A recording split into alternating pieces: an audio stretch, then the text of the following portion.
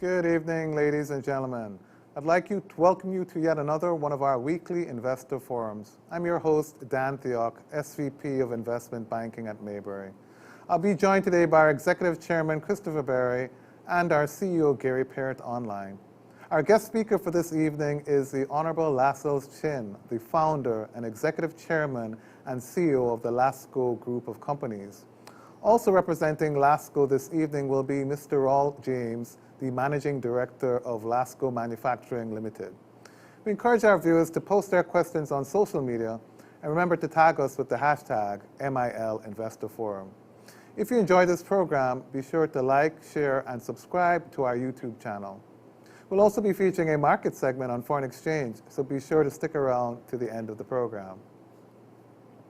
As many of you know, Lasco currently has 3 affiliated companies: Lasco Manufacturing Limited, LASM, Lasco Distributors Limited, LASD, and Lasco Financial Services Limited, LASF. Today we'll be featuring primarily LASM and LASD. Incorporated in September 1998, LASD markets and distributes Lasco branded products as well as food, consumer, personal care, and pharmaceutical products for international brands.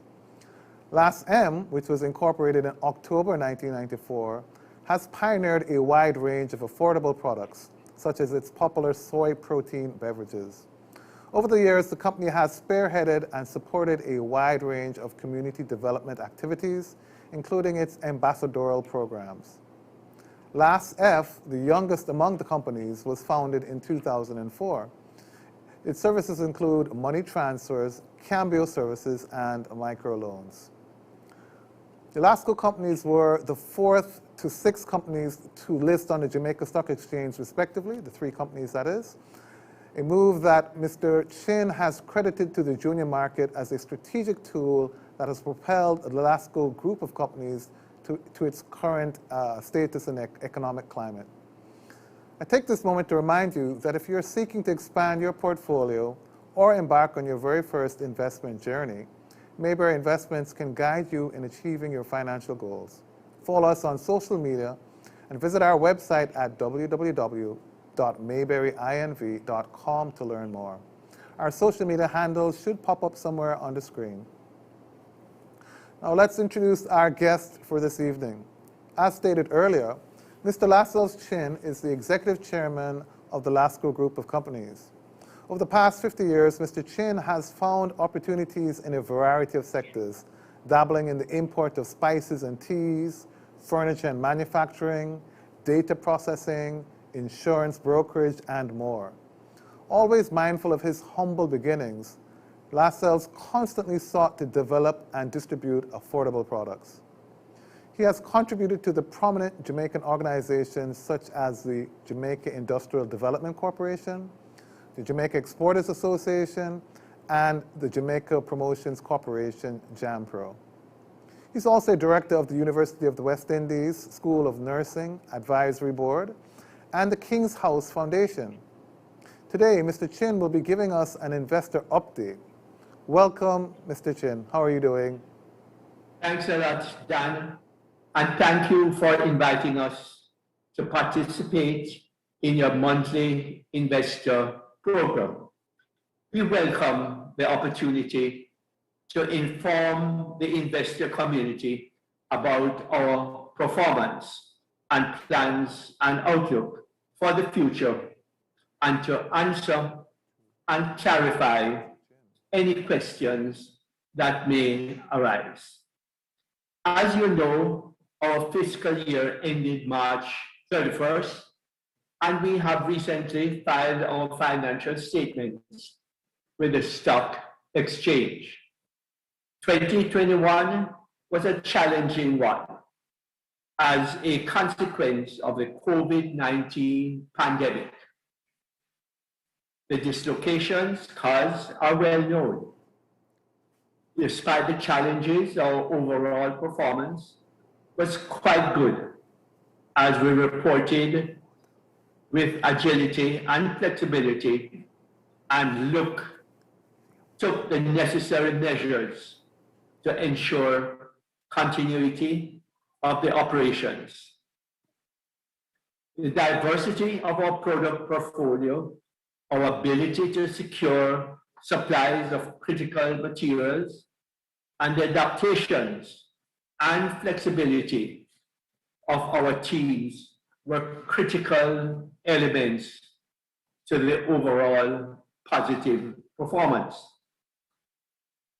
The challenge that we now have to continue to grow is to build on the performance of the last years and to continue to deliver sustainable, profitable growth, even as we face some headwinds, including the pandemic and increases in material and shipping costs.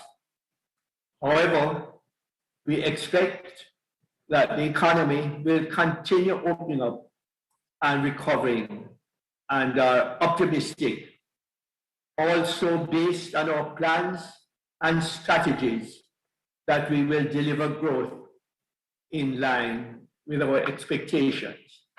And Dan, I must say that we have been having a solid foundation for products, and we now have a solid foundation in managing. And we're both managing directors who are very high repute, are setting the future of Lasco. Thank you. Thank you so much, Lascelles. We really appreciate that, and we look forward to having more discussions. Also, I believe we have online Gary Peart, so I want to welcome Gary. And hi, Las, Jimmy, Chris. How are you guys today? Okay. Also, I believe we have Chairman Christopher Berry online. Welcome, Chris. Not yet. He'll be with us in a second. And of course, Jimmy, James Rawls. Welcome, Jimmy. How are you doing? Thanks, Anne. Quite good. Excellent. Great to see you. Okay, great. Before we jump into the questions, I'd like to do a quick overview of the two companies, LASM and LASD, especially from our financial perspective, and then we'll jump into the questions. So first up, I think we have LASM. Great. So on screen here, first thing we have is the chart that shows how the stock has traded over the last year and a half or so, and you can see it's traded from a low of $3.20 to a high of $6. Today, it's at approximately $5.42, I should say yesterday, which represents a 16 times PE ratio, which I think is about fair in the main market where the average is 16 times. Now, I say the main market because LASM trades like a main market stock. They, in fact, were listed just about 10 years ago, so technically speaking, they've exhausted their tax benefits of being on the junior market, and it actually trades like a main market stock with a market cap, I would like to say, of $22 billion. So this is a big boy in the scheme of things. Moving on to the next slide, looking at the LASD. Similarly, this company was also listed approximately 10 years ago. It also trades like a main market stock today at $4. It's had a low of $2.75 and a high of $4.44 in the last 18 months. Today's stock price of $4 represents a PE of about 15.44 times, so almost fairly valued in a main market where I like to think of the average of being 16 times. Continuing on to the next slide, looking at the actual financial performance. For LASM, they've had a very good year, as alluded to by Mr. Chin. You can see where sales, and again, this is a COVID year, right? March 2021 versus March 20. They were able to grow their sales by 4%, grow the gross profit line by 7%, contain expenses by 20%. And when you put that all together, what do you get? A 40% increase in the net profit, growing the net profit from approximately $980 million to $1.4 billion. So this is really impressive, folks. Growing their total assets over the same period by 11%, from $9.7 billion to $10.8 billion, and then growing shareholders' equity by 17% to $7.9 billion. So again, you can appreciate why I say this is a big boy company, certainly one of the largest market capitalizations listed in the junior market stock block, but they really are a main market stock. Moving on to last D, similar trends in financial performance. No surprises here. Once again, they've grown sales by 4%, gross margins being tightened up a little bit by 3%, but they contain the operating expenses by 13%. And once again, if you're growing sales at 4% and containing expenses, the result is pretty similar in terms of the growth in net profit. Here, growing again the net profit by 25%, comprehensive income by 40%. Very impressive. Again, Dan, remember we split the stocks by 10 times. This is correct. So the original IPO price, when you factor that in, the performance over the last 10 years is nothing short of impressive. Nothing short of impressive. I totally agree. And in the last year, again, growing by 18% their assets. And then a chart I like to look at, the trend in the quarterly results, last M on the left, last D on the right. And what you see here is in the last quarter, last M's profit was $361 million, which is 50% higher than it was a year ago. And last D's profit for the last quarter was $178 million, again growing substantially over the same time last year. So this is a company, folks, that is growing from strength to strength, and I think it's just a great buy to have in your portfolio. It's a great company. They've done great things with it. I'd like to jump into the questions. I'd like to declare interest, of course. Mayberry is a large shareholder, top 10 shareholder in both Last D and Last M, but that does not bias my opinion as to why I think this is a great company. Any company that can grow their profit by 25 to 40% in the middle of a pandemic is a company that's managing their affairs greatly. So let me jump into the questions, where we'll rotate some questions here between Las and Jimmy. First one, I think, goes to you, Jimmy. The company has undergone a series of expansions since its listing on the stock market. Do you have plans for further expansion in the near future? Jimmy, I think you're muted. We're not hearing you. Yeah, sorry about that. Not a problem. No, thanks a lot. The first thing I'd like to state is that you may be aware that we have been listed for the last 10 years. And in October last year, we transitioned to paying full corporate taxes. Previously, we were at 12.5%, and as of October last year, we've been paying 25%. And I think the results, the bottom line results, ought to be seen in that context as well. Yeah, we were incorporated, we were listed 10 years ago. And one feature of Lasco has been a constant investment in capital investments in equipment, plant, and technology. This is, in fact, what has fueled our growth in both companies. To meet our growth targets, it's essential that we continue to invest prudently. And so we have a very robust pipeline of investments in equipment, technology, and plant to deliver the growth that we aspire to. Only by that way will we be able to grow the business in line with our strategic objectives. So the simple answer to your question is yes. We will continue investment. We have plans for investment. Of course, we will not go into the details. But if you want to grow, we'll have to expand our portfolio. We'll have to become more efficient. And efficiency is very important to us, because therein you take cost out of the business and you're able to maintain your products in the value added category, affordable category. And as you said before, Lasco has affordable products, but not cheap products and not low quality products. We want to be a low cost, high quality manufacturer. To do that, you have to invest in technology.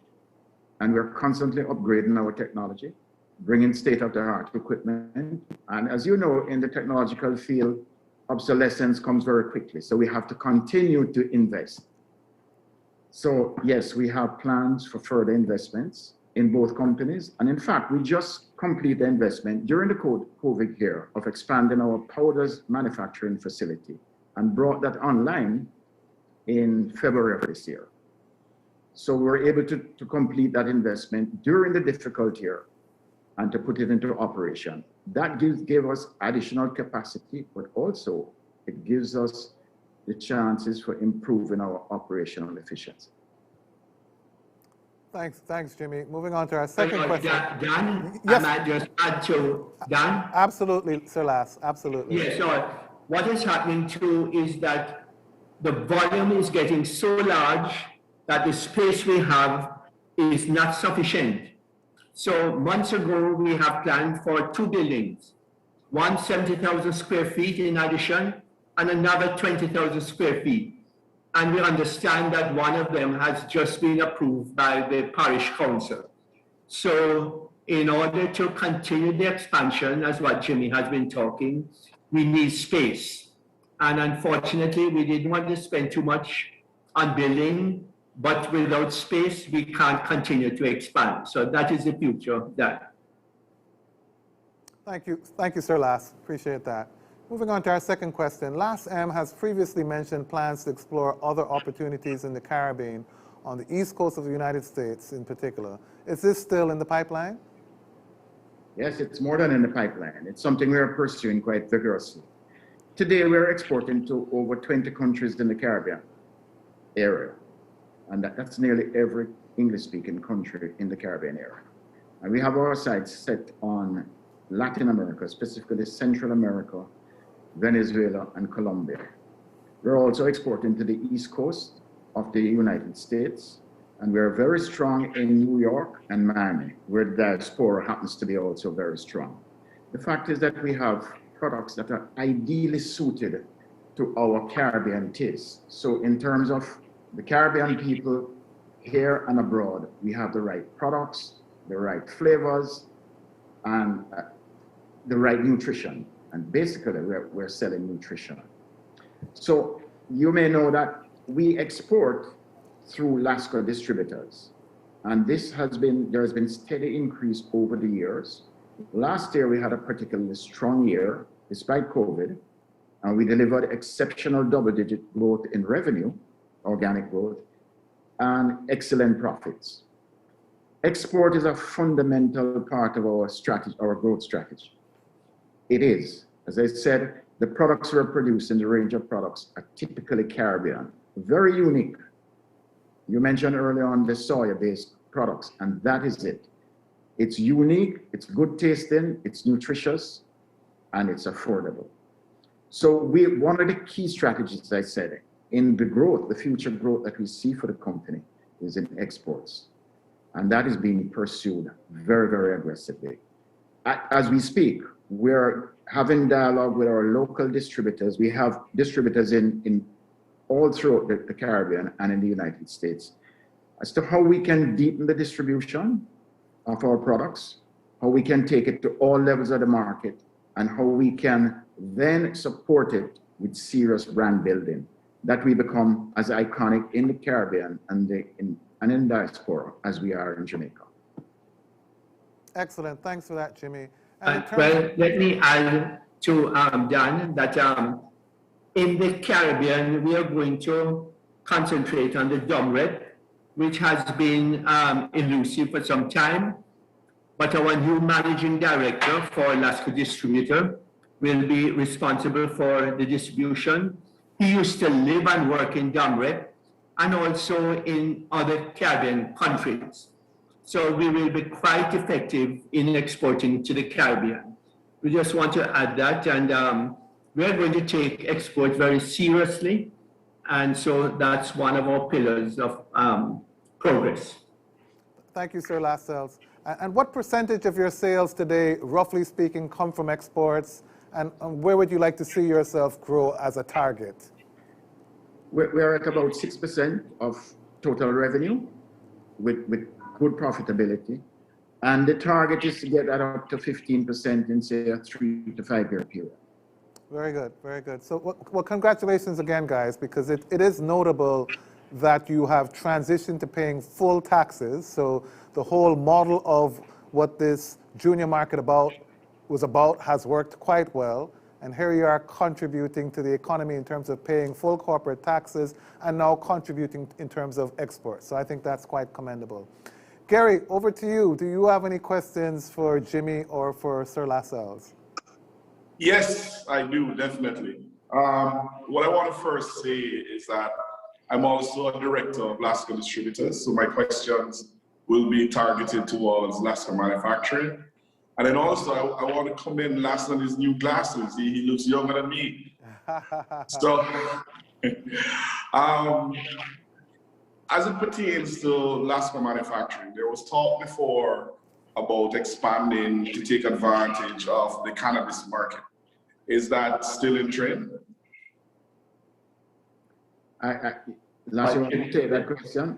Let's put it this way, honestly, Gary, we have put it on hold because of the hurdles we faced in the area of banking. Not until the banking issues are resolved will we take up back the project. Because there are serious implications in the United States for banking income from cannabis, and there are collateral effects on the ongoing operation. Not until the federal government removes the hurdles. Okay, thank you for that. My next question, the profitability in the last quarter is very impressive, especially when we take note of the fact that the period before you were paying 12.5% taxes. So having now paid 25% to see the net profit jump so spectacularly, is this sustainable? You recall that one thing I said, our fundamental objective is sustainable, profitable growth year on year for the benefit of the shareholders and all other stakeholders. So each year, our target is to improve the profitability of the company. That we're going to do through technology, through organic growth, and through other means. We're not excluding acquisitions and mergers. We'll have to look for all areas of growth. So new products, economies in what we do, efficiency in what we do, increasing output, increasing our sales to the export markets, and hopefully we'll make it sustainable. But last year was a peculiar year because when the pandemic came on in March, well, we heard about the epidemic in January, February, and we said, look, this looks more than an epidemic to us. It's looking like a pandemic. We have suppliers in China, we have suppliers all over the world, and we're quite agile in saying to them, look, we're going to have a problem, we think. Let's hedge. Let's get out there, let's relate to our suppliers, and let's get supplies in. What happened is that during most of the year, we had good supplies of raw materials, packaging materials, because of that early initiative. So come the last quarter of the year, when others started to struggle with getting materials in, we were able to manufacture at full blast and distribute through the Lasco distributors at full blast. And that explains the surge that you saw in the last quarter of the year. We had good stocks, we had good materials, but I go beyond that, I remember that we had a problem with getting packaging material out of our two packaging suppliers. These are specialty packaging from China and from Peru. And we had to take a decision to air freight packaging material in from Peru in order to continue what we're doing, production, and to supply the market. So Gary, it's a combination of several things that resulted in that profitability for the entire year. Plus, we were very strict and rigid at cost management. That's critical. And one thing the pandemic taught us, and I think we have all learned from it, there are always better ways to do things. And we found them. The chairman said something that thanks to our teams, our people were adaptable, flexible. They came to work and they stayed at work and worked through the night. We were able to distribute, and all of this combined to give us the results that we had. So yes, we have the elements of sustainability, and this is what we'll continue to build on here. Well, my final question, if I may, Dan, for last end, talk to us about succession, Jimmy. This is a business that has been run for many, many years, with Lass at the front. Lass is still there. You have come in as well. But going forward, as the company is built out, how is the succession coming? Who is the next Lass Gin in the company? Who's the next Jimmy Raw in the company? I can't tell you who will be the next one, but what I can tell you, we have an active program of building talent.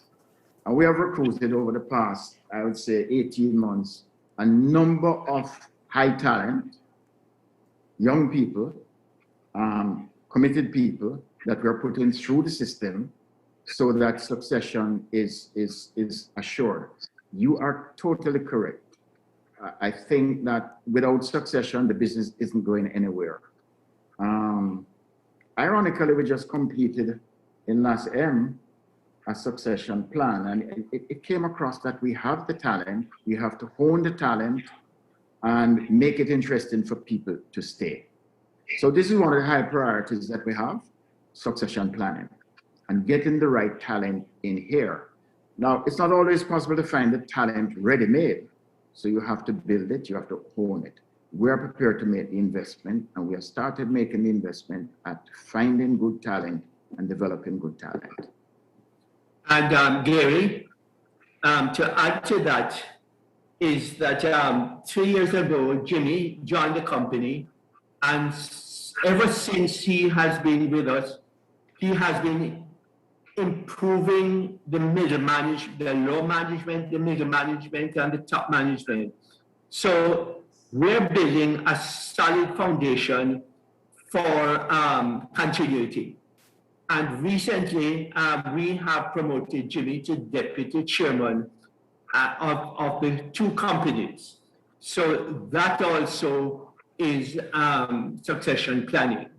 And I must tell you that I am very pleased with the solid foundation that Jimmy has created, and to not only for the low management and up, that is why you have seen the increase in profitability.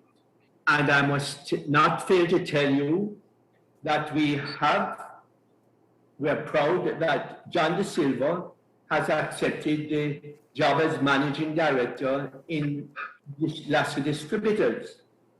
And you have to appreciate that John was the managing director of Unilever and Trinidad, which is in charge of all the Caribbean. And for John to leave to join Lasco Distributors, he must see the future of Lasco. He must see the future in both Jimmy's and my eyes in the future of the Lasco. And we're really pleased to have him. He's a young man. And as I said, he lived in many of the Caribbean countries, and he's going to propel the export. And in other areas, he's going to also look on the products that we have in existence. There are many excellent products, excellent quality, at better price. And I must tell you, Gary, that it is because of Lasco's mentality and philosophy why cost of living is low in Jamaica, because all the competition has to follow Lasco with their pricing policy. So that, Gary, gives us, and especially me, very happiness in looking forward to the future of Lasco. And it is in good hands, and all the other managers and divisions are being trained and developed by both Jimmy and now by John. So the future of Lasco really is interesting. Thank you. Thank you, Las. That was excellent. Dan, I promise you, this is my final question. Not a problem. Not a problem. Jimmy, Las, when I look on the balance sheet, you have little or no debt on your balance sheet. So that means that your ability to grow and finance growth is significant. What are your plans where that's concerned? Well, Gary, and this also speaks volume to what Jimmy has done. He has taught us not to waste money, and he has been very tough in controlling expenses. And that is the way forward, not only with his mentality, but all the managers coming up. He has shown us how to save money and not waste it. And if it's not going to add value to the company, those money will not be spent. That is the reason for our high profitability, and I must tell you that that continues in future. So we have Jimmy to thank for all that. He has grown in the multinational, and we all thank each other that I also grew up in multinational with Henkel. And when they have rules and regulations, those have to be followed. And companies like Lasco, if you want to grow in the world standard, we have to have those strict mentality and strict adherence to profitability and everything. So that again, Gary, why I'm really so happy in what is happening to Lasco. If I could just Thank you. add to, if I could just clarify, Gary, yes, you're right. In last D, there is no debt. In last M, there is still, I think, maybe 800 million. And yes, we have cash. And that's a part of the strategy. You recall I said, we're looking for opportunities. We have to invest in technology upgrades, in new lines, but also something like acquisition is not being ignored. So we are looking around the market to see what brands we can add. How can we grow our presence in the market? And we are well poised to do that. You will tell me that you have cash, so you have a good bargaining position, right? Yep, definitely. I think that's what you wanted to hear. Well, Gary, we not only have cash, but all the banks are knocking us down to lend us money. nice. No doubt, no doubt. Excellent. Third question coming from me. Being that the market share continues to grow locally, what has LASM been doing to maintain the company's competitive advantage?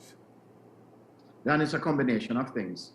One is, as I said it early on, we looked at the structure and see how we could bleed structural costs out of the system. And that's important for keeping costs low, for containing costs. Because the Jamaican market, we understand it quite well. And affordability is a key factor. But so our products must be affordable, but must be good enough to give us a reasonable return on the investment and to satisfy the shareholders. So the drive to operational efficiency is one of the key planks of what we do to keep costs low, to eliminate costs, and as Chairman said, waste, so that we can keep prices affordable and at the same time satisfy our investing community. The second thing is that over the years, we have progressively added each year new products to the portfolio. That is one of the reasons, Gary, too, that we did so well last year. We have a diversified product portfolio. And what we saw due to COVID was a contraction in products that are aimed at out of home and on-the-go consumption. Schools are out, events are still not being kept. But then we had products in the portfolio in both companies where it's suited for at-home consumption, and that is what boomed, at-home consumption. So we have the vegetables, we have the canned products, we have the iconic Lasco food drink range that did exceedingly well. So by adding products and looking at consumption moments and consumer behavior, we're able to stay competitive and to protect market share. How we're going to grow market share is also to come with new products, new technology to produce new products that are value added, that resonate with the consumer, and that will generate adequate returns. Those are the elements that we use to maintain market share, plus service levels. Distribution is a key element in what we do. We must be everywhere with our products, wherever the consumer wants it, however the consumer wants it. We must be there. So it's easily accessible to people. So we are looking at, and we have been looking and continue looking at how to improve our distribution efficiency to get our products to the communities. It's so that everybody will have access to them. And that is one way to ensure that you stay ahead of the market. Thanks, Jimmy. Last SEM and last D both reported double-digit increases in the net profit for the quarter ending March 2021. How has the company managed to weather the COVID pandemic so well? by being agile. As I said early on, at the onset of the pandemic, before it was declared a pandemic, we took decisions that we saw a pandemic in the making. Fortunately, some of us had gone through the SARS issue in Southeast Asia, and we learned a lot from it. So we were quite early in lining up supplies to ensure the smooth flow of supplies into our facilities. Then we adapted well when the pandemic was declared in taking measures to protect our people. Because if our people got ill, then we couldn't continue the business. So we were very, very insistent on following the protocols and on adapting the operations. We went from, in St. Catherine, for example, in April last year, I think there was a total lockdown. But we were able to continue working during this period because of the measures we took internally and what we did with our employees. And the third thing is that the employees demonstrate a high level of flexibility and understanding and continue to work under difficult conditions, long hours. And that resulted in our ability to supply and the product mix that we have, the diversity of our product portfolio, ensure that we remain relevant in the market. And here I must also say that the ability of Lasco distributors to get the products out in modified time frames, on time, was key to that. So it's a number of things that came together. And, we have what we consider a robust risk management framework. And it's something that is evolving. And each week we look at what are the possible risks, how we're going to mitigate them, which ones we're going to take, and how are we going to adapt the operations to mitigate those risks. All of this then came together and resulted in the results that you saw. Plus, as I said before, very strict cost and cash management. Thanks for that, Jimmy. It's really impressive to me when I consider, the impact on schools, the impact on tourism, and yet you guys still have a broad enough product mix to grow sales and substantially grow profitability. I really do have to congratulate you, Jimmy and Sir Lascelles. You currently have plans to power a portion of LASD and LASM's operations using solar energy. Tell us a little bit more about this transition. All right, I have to put this project in context. Sometime last year, we were approached by the University of the West Indies to collaborate on a USAID-sponsored project on renewable energies to build energy resilience in Jamaica. It involved the USAID, the University of the West Indies, and they were looking for a suitable private sector partner that was involved in manufacturing and distribution. We looked at it and we thought that this is a good thing to get involved in for several reasons. One, part of the project would be funded by USAID and the University of the West Indies, and the rest by Lasco Manufacturing. In fact, we are the major funders. But two, it would diversify our energy mix. One of the things we are concerned about as a manufacturer and a distribution company is our carbon footprint. How can we reduce our carbon footprint? Why not go into solar to the extent that we can? So we conceptualized the project to diversify our energy sources using solar. And this will result in a plant being installed that will generate some 500 kilowatt hours at peak of electricity, enough to power up to 70% of Lasco distributors, and with excess to power the administrative side of Lasco Manufacturing. So it is a joint project. The university will help in the monitoring. They have been helpful in the design and the monitoring of the project. And this will form a part of their research and teaching programs into renewable energies. A 500 kilowatt hours PV plant with batteries is the largest of its kind that you will have in Jamaica. Now, this project is underway. We're at the stage of placing orders for panels and batteries, and we should be starting in a couple of months, but all the planning and the design has been completed. So what we will get out of it, we'll diversify our energy mix, but we will achieve good savings. The payback for us on what we're doing is 4 to 5 years. So it makes sense. And importantly, the plant that will be installed is modular, so we can expand on it as we see fit. And I would just like to add that for USAID and UWI to look to partner with Lasco says a lot. For them to pick out Lasco to work with give us a lot of prestige, for which we're very happy. And of course, that will help us reduce our costs too. So, and as Jimmy said, this is modular, so that if we need more, another section can be added, which will cover more of our needs for the future. Thank you. Thank you, Sir Las.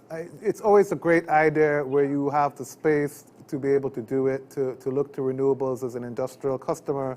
And again, I happen to have about 16 years of experience in the industry. So you're going green, you're doing something that's great for the environment, you're fixing your energy costs for the future, foreseeable future, and improving your dependence. So it's a great thing to do. I congratulate you guys. I'm sure that project's going to do very well, and I would expect it to have about a 5-year payback and help improve your bottom line as you look to reduce your utility costs.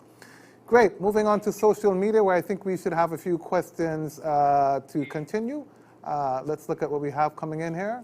First one comes in from Chester Francis Jackson, saluting the chairman for his innovative leadership and entrepreneurial chutzpah, which puts the consumer at the forefront of his policies. How will this be maintained is his question. All right, Daniel.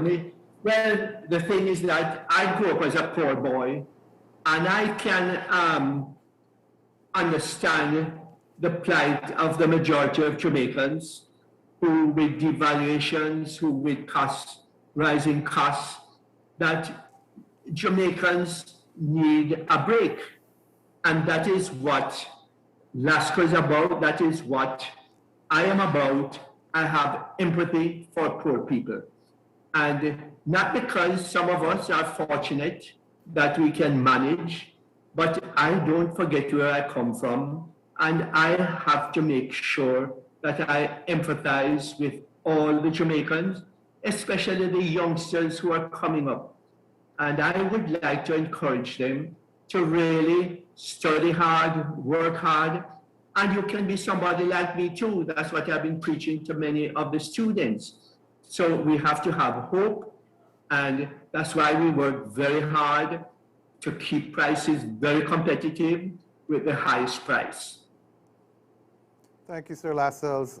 And I've always admired your work, and it's an amazing journey and what you've done again in the last 10 years. Again, one of the first 3 companies to list on the junior stock market, folks, and they've grown this business from maybe $6-7 billion market cap to $40 billion market cap between the 2 companies. It's really impressive. And it is true. I looked at the numbers and saw between the 2 companies, you're doing $30 billion of sales and just about $2.5 billion of profit. So you can see how tight the profit margin is. I really believe this is your way of giving back to the country and setting a bar that has resulted in low costs for everybody. So thanks so much, Sir Las. Thank you so much, Eddie. Moving on into the program, Jimmy, want to talk about our giveaways to our winners on social media today. Dan, just before you get there. Yes, absolutely, Gary. Yeah, I got a question to ask from one of the people in social media. There's actually 2 quick questions. The first one is, given the huge cash position, should shareholders look towards an increase in dividend in the future?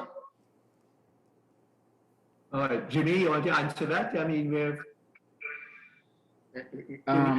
the answer is anything is possible, but you know that the board of directors will meet, I think it is next week or the following week, to look at dividends. Gary? And we are mindful of the shareholders. I hope that answers it. And the second question that came was the case with Pfizer has gone to an appeal. Or do you have any updates on that? Yes. What was that? Repeat the question. The Pfizer case. They're asking about the Pfizer case, Lasco. Yeah, well, the decision is to be made by the judges, and we're waiting. That's all we can say is that our lawyer presented a very good case, and he's quite confident, but we just have to wait until the judges decide when to release those results. Thank you. Great. Great. Moving on to the giveaways. The winners this week are Celebrate with Props, Yannick Chararia, Alois Swalloyans, and JMMB 78. I always struggle to read these coded names. Great. And moving on, next we have our Stock Talk Picks.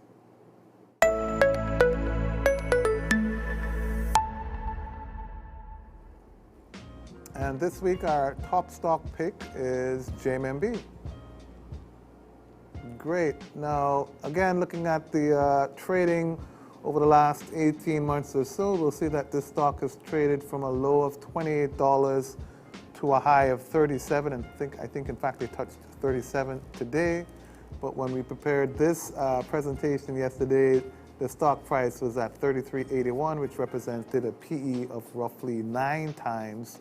Today it closed at 37, which is a PE of roughly 10 times. But again, in a main market where I would expect the PE to be approximately 15 to 16 times. So I want to tell you that this stock is still, even at $37, it's still undervalued by at least 30%. At 14 times, I would expect to see a stock price of about $53, and that's where I expect this stock to go within the next year. Why do I expect that? Let's look at the results on the next slide. They have grown their revenues in this last year by 7%, grown the net interest income by 13%, reduced their total operating expenses by 9%, and grown their operating profit by 43% from $5.6 billion to $8.1 billion. Yet when you look down at the net profit line, you'll see that it looks like it's only grown by 9%. And that's because you're backing out a one-off gain of about $2.8 billion last year in relation to the acquisition of a new affiliate. And this year, they're carrying $2 billion of impairment adjustment. So again, yes, the profit looks like it's only grown by 7%, and so has the EPS. But bear in mind that they're dealing with $2 billion of impairment adjustments this year.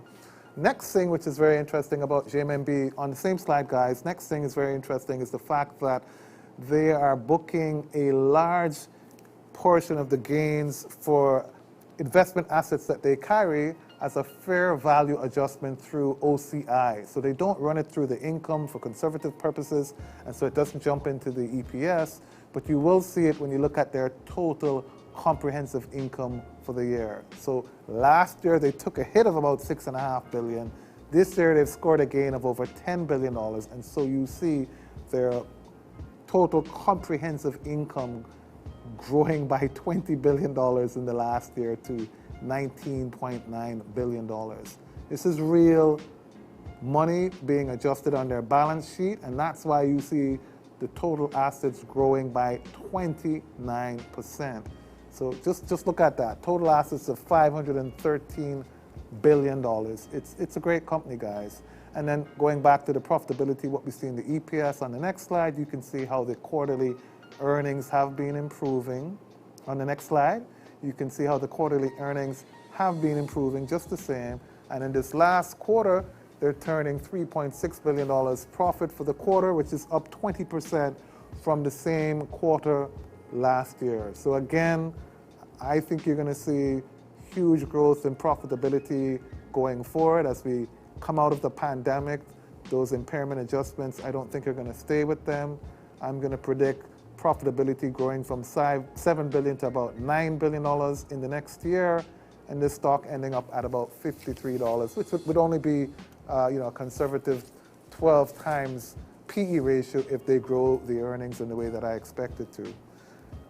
Gary, any thoughts about JMMB? Is it one you like? Yeah, I have to share the view. I mean, the growth in the comprehensive income has been very impressive. Unfortunately, we don't have the breakdown to see how much of that would have gone. Could be a part of the EPS.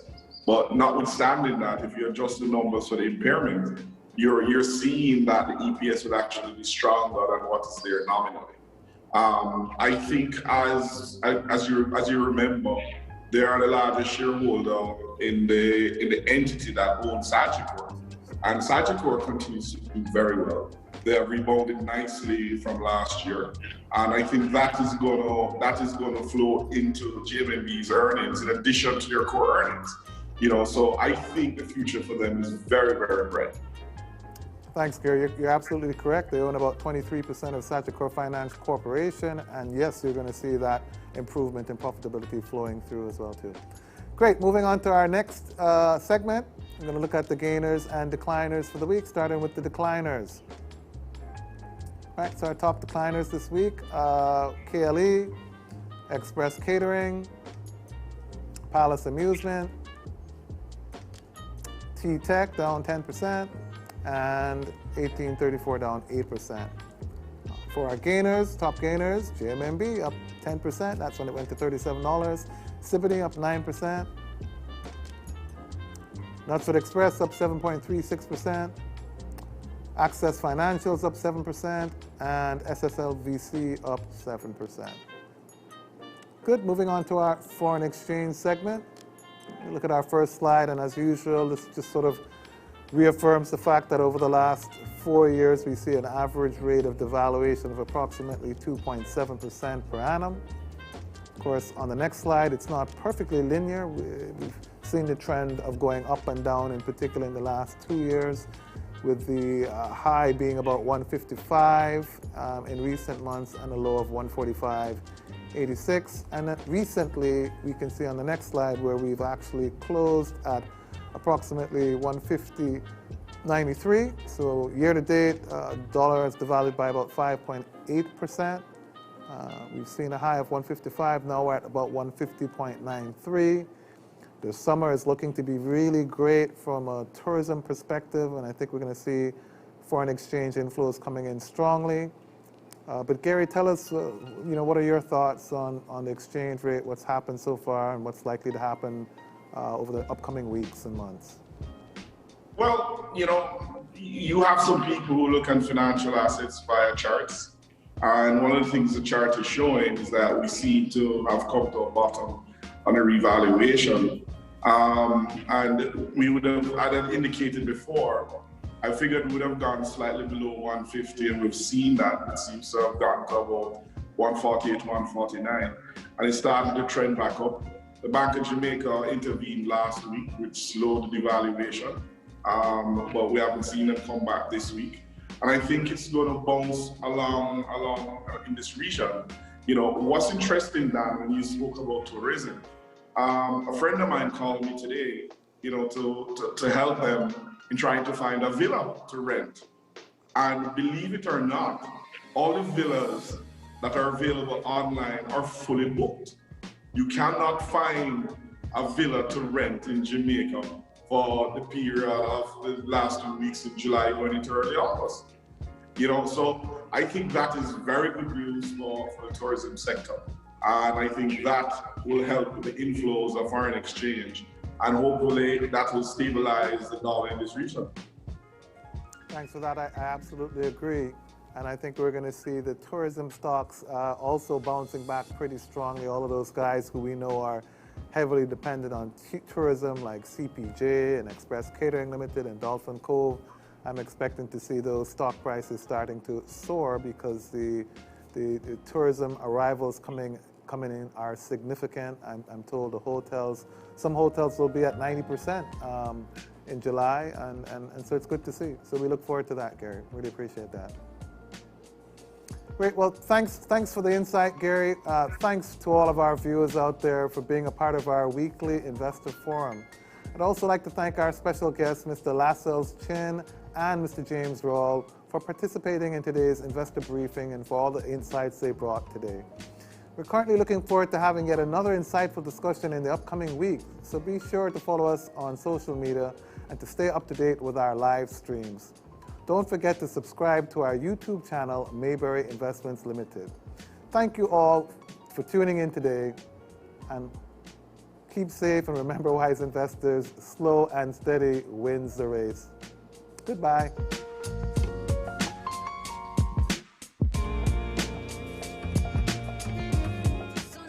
Like fire, but I still have to go try and get you when me have to do today. My friend them pan the economy, I link them out, we gonna ride up. So go look around me, say I ride cool, me say I play cool, me say I stay cool, me say I drink cool, me say my friend them build this rhythm with I cool, them drink it in them with I cool for life, I cool for life. Cool on your body any day, anytime. I cool water on the front line. Drop it on the beat, this a I cool time. Tell it to the world, it's a one you have to reach worldwide. I cool water helps me stay cool, 'cause I drink cool.